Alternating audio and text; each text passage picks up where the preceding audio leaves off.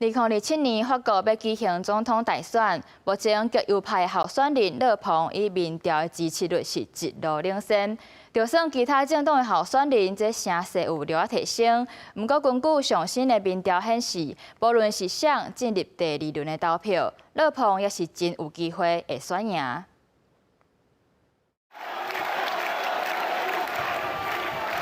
梅蘭雄佇法國東部小鎮瓦朗斯的造勢場合吸引滿場的支持者。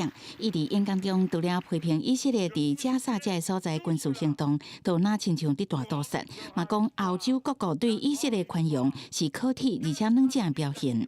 Le droit international est méprisé.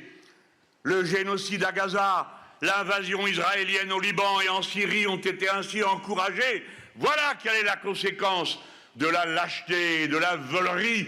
梅蘭雄這屆是第4屆出來競選總統大位，雖然一開始聲勢有較輸，不過這陣啊民調數字煞顛倒變贏。巴黎世界報頂法國媒體伊的報道是講，梅蘭雄的支持度佇16%至17%左右，加中偏右路線的前總理菲利普差不多。啊，不過進入第2輪，面對一路領先的勒龐，菲利普差10個百分點，梅蘭雄得到的支持是敢若勒龐的一半。路透社的報道指出，這種的民調數字凸顯法國政壇兩極化的偏向。對這代志，捌擔任總理的菲利普，佇走訪基輔的同時，嘛強調選戰袂當進入，敢若會當選擇極左還是極右的立場。C'est que le risque d'un deuxième tour dans lequel s'opposeraient Mme Le Pen et M. Mélenchon est un risque réel et sérieux.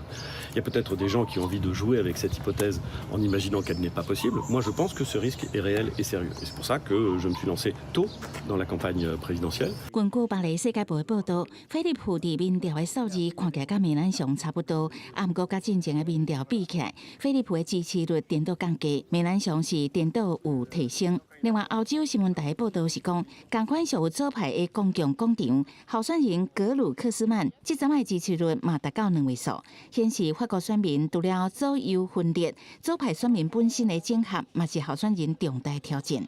公視新聞，徐佳瑩編譯。